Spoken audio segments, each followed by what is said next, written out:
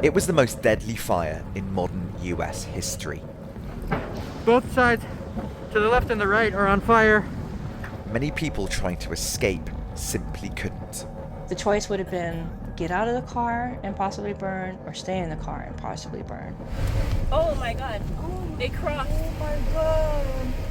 Roadblocks and debris created a burning maze of traffic jams. Traffic is completely stuck and people are gonna die here, and there's no reason why. Trapped in Lahaina as it burnt to the ground. It's criminal what happened.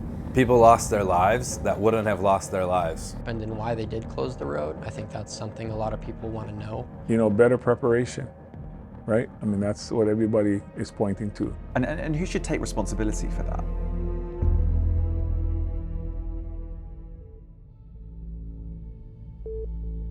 Lahaina is the gem of the Hawaiian island of Maui, a tourist hotspot with huge cultural importance.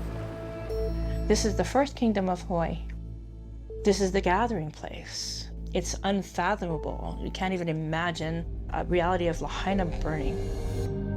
We could have focused on any number of things that went wrong on the day of the fire, but we've chosen to look at how people did and didn't escape from Lahaina as it burnt. At least 99 people lost their lives. Using first-hand accounts corroborated by video on the ground, we've built up a picture of what's happened and how a desperate situation was made worse still by mistakes from authorities. And we've obtained new recordings that indicate a breakdown in communication around whether fallen power lines were live or turned off that led to roadblocks that may have been unnecessary. It's off right now. It's all off. Yep. Okay, thank you. Okay, bye. It's the morning of August the 8th, and winds in Lahaina are already high. I started seeing all the cyclones and stuff like that out over the water. And I've never seen that in person, so I thought it was kind of cool. And I started videoing to show her, and the wind just started getting worse and worse and worse. By this point, I started noticing debris down in the roads. Parts of roofs had started blowing off, all kinds of stuff. You could hear it hitting the side of your car. Okay, that one hit the top of the car. Every exit Jonathan tries is blocked. Some energy lines have fallen down, other roads impassable due to fallen debris. Then, at around 2 p.m, he sees smoke. 2 cop cars just blew past us. And I'm guessing it has something to do with all of this new smoke I'm seeing. It was kind of wispy and white at first. Then as we sat there in traffic longer and longer and longer, it became pretty apparent that the fire was starting to rage out of control. It's getting pretty close. Roofs are flying off. Trees are definitely breaking. The wind is just not dissipating. It's getting stronger. And within minutes, it turned into this big, black, ugly smoke. And then it just started to move horizontally, not vertically. So I'm out there with a garden hose, and that's ridiculous, and now that I say it out loud, but I'm trying to water the roof line and the trees that were around my partner's property. I start to feel heat. I realize the fire is like one house over. I'm asthmatic. I don't know how I was breathing. I'm covered in soot. And I told myself, I gotta go. And then I saw my neighbors. They're waving me and yelling at me, and they were asking for help. Are you feeling hot? Wait. There's one in the back.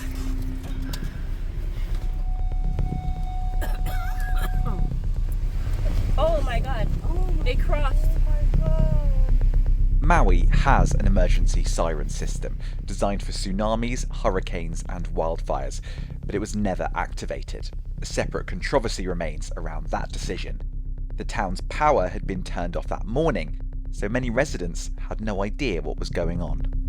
I think it was my mom who smelled smoke first. We could see the smoke starting to come over and kind of cover our neighborhood. We left at about 3:40, 3:45. This fire is huge. I know. It's just jumping everywhere. So we looked to the left, and that person's house started to go up, just like in a blink of an eye. Oh, fuck. God, it was unbelievable how fast it was. At that point, we had a fire on the left side of our car, by the houses and the right side of our car. Jesus That's Christ. my friend Gil's house, right on the freaking corner, dude.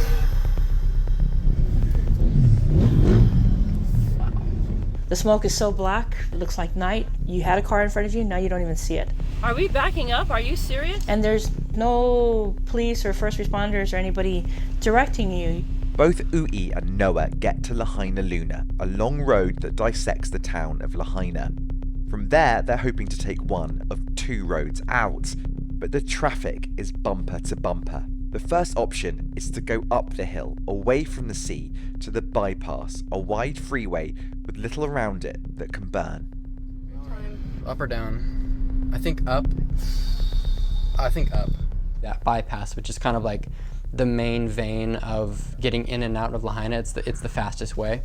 That road was closed. Go ahead, fire truck, it's all you. Meanwhile, 911 calls are coming in, pleading with the police to open the bypass. 911 emergency, how can I help you? Traffic is completely stuck and people are going to die here if you don't make sure that that intersection is going to flow. And there's no reason why. The police need to do that.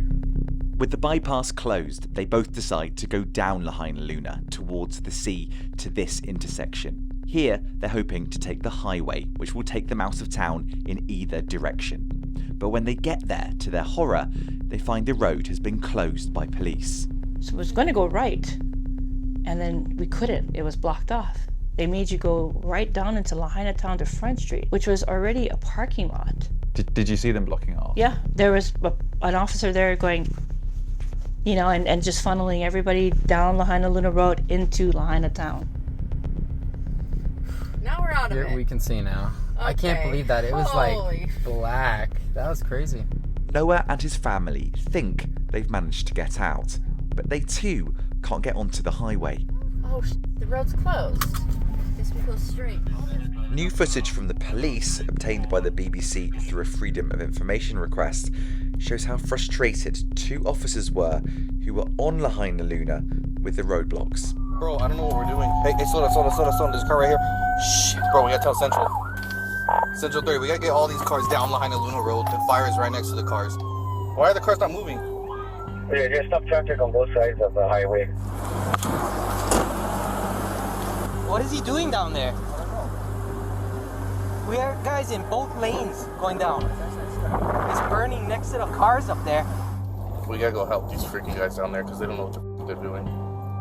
Ui, Noah and Jonathan are all directed towards Front Street, where Lahaina meets the sea. But as they sit in traffic, panic begins to set in, as the smoke catches up with Noah and his family. I just don't want to be in Lahaina.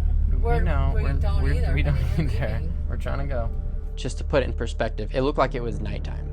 If you got out, you couldn't see, 3 feet in front of you. Everything was shrouded in smoke. And I remember there was a ray of sunshine that came through and you could see how far to the bypass cars were blocked up. You could see how many people were getting funneled down to Front Street.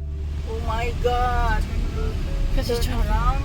Ui was in one of those cars. When she reaches Front Street, she has a decision to make, left or right. So I went left, because that was the only lane that was actually moving. But in the back, in my rear view, I can see headlights disappear into the black smoke. And I'm thinking to myself, oh my God, we're not moving fast enough. We got to get out of here. There's people back there, it's just... How many cars behind you? Hundreds. It just went on until it disappeared. As the smoke closes in, Jonathan is forced to abandon his car and move to the water. He's pushed back by the smoke onto the sea wall.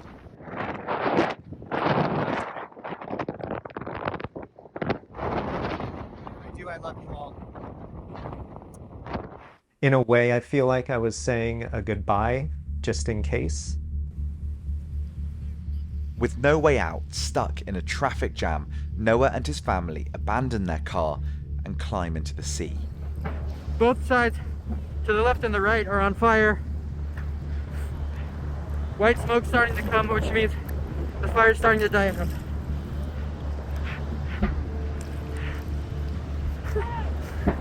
Fucking scary. By this point, the whole town is seemingly on fire. After checking his child is okay, another Lahaina resident, Kakoa, decides to drive into town to help people. He sees a woman by the side of the road. And she was pretty badly burnt. Her legs were burnt, her heels were burnt, the backside of her body was burnt. And what does Front Street look like at this point? Oh, crazy. You know, I could hear people kind of yelling, help, help. I was terrified. You know, I'm not gonna lie, it was scary. Yeah, just wash it. It sounded like gunshots in the distance. We knew it wasn't, but that's what it sounded like. I think what was worrying for us too is one of the sounds we didn't hear was sirens. That was one of our thoughts, is we'll just stay in the water till the fire trucks come and put this out. And we waited and waited, and it never happened. Noah and his family stayed in the water for 6 hours until it was safe. By this time, the smoke is starting to clear a little, and Kakoa is beginning to see the devastation around him. There's dead people in their cars, there's dead people on the ground. People look like Pompeii. That's what they look like. Like they look like if you see them, or the wind blows on them, they're gone. As the morning light comes, it's clear that most of Front Street, most of the city, has burned. Our neighborhood was hit really hard. Every other house has somebody lost.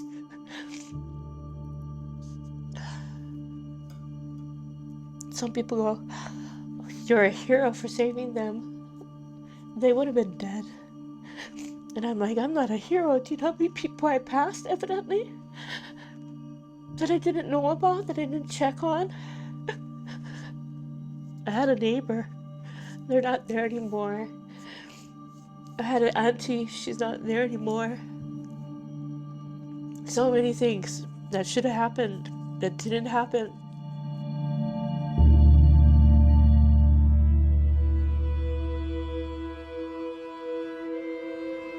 Travis moved to Hawaii because he loves the outdoors. His passion is surfing. But the day of the fire, it was too windy. So instead, he headed to the supermarket for supplies. Just kind of sat there and watched, some trees had blown down, big trees in the... He got his camera out and began to film.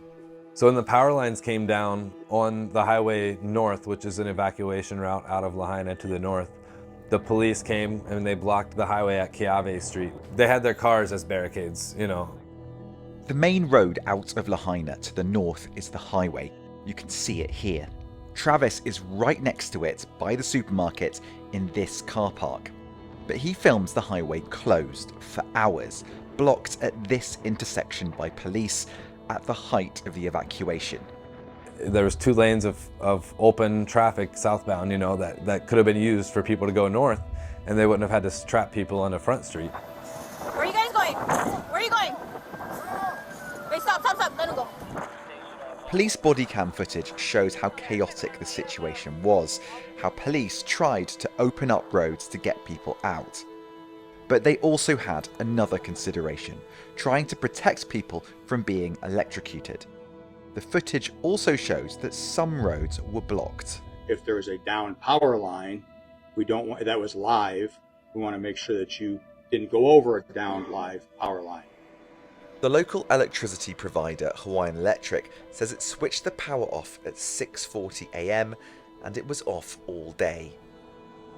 But did the message get to the police? Hawaiian Electric said to the BBC that it told the police on multiple occasions during the day, starting in the morning and extending into the late afternoon, that the company's lines in Lahaina were not energised. Hawaiian Electric also provided us with a recording of one of these calls. Maui Electric, Joe Promise. Hi, Nico, Police Department. Fire's asking if you guys can shut down all of the electric off of Lahaina Luna, above and below the bypass. It's off right now. It's all off? Yep. Okay, thank you. Okay, bye. However, the company has not sent over any of the other recordings or transcripts of conversations with the police that day. The mayor of Maui, Richard Bisson, was in the Emergency Operations Center. We were telling everyone throughout the day to treat all power lines as if they were energized. We were putting that message out because that's the standard message that comes from everyone. But Hawaiian Electric said that they told the police on numerous occasions that they weren't energized. That's what Hawaiian Electric told us. You'll have to ask the police. The police view what happened that day very differently to Hawaiian Electric.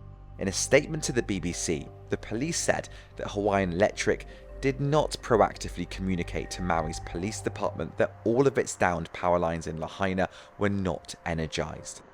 The picture is murky, but what's crystal clear is that the police were treating fallen power lines as live and closing crucial roads out.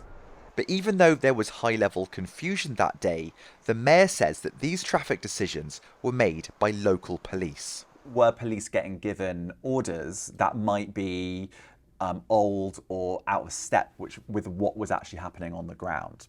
I don't know what orders the police were getting. For example, to close roads or to divert traffic onto front streets. We weren't on the ground. Those decisions were being made by those on the ground. That's what you do. The situational awareness doesn't come from the people who are away from the scene. Travis believes there was a lack of common sense exercised by the police. It was handled very rigidly on the ground. There was a lack of situational awareness and willing to do what you can see is the best thing to do versus what your orders were from people that day. The police were trying to stop people from getting electrocuted, but by doing so, many witnesses say they were also hindering people's escape routes. This, though, is something the police deny. We did not close or forbid people from getting out of Lahaina. The police say that they didn't stop anyone from leaving. Bullshit. Bullshit. I seen it with my own eyes. I knew, once I saw the roadblock, this is insane. Like those people are on the road, not because of a traffic jam, but because of one that's created by, our authorities. How do you feel about that? I feel pissed off. I feel really angry.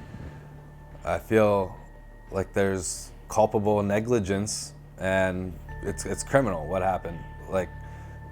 People lost their lives that wouldn't have lost their lives.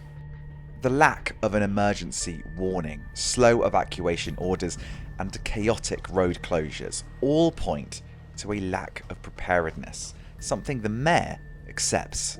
What do you think the lessons that can be learned or taken from this tragedy? Better preparation, right? That's what everybody is pointing to. Better response, just a better awareness of the dangers we face. And who should take responsibility for that? We all should take responsibility. Yeah, all of us, for sure.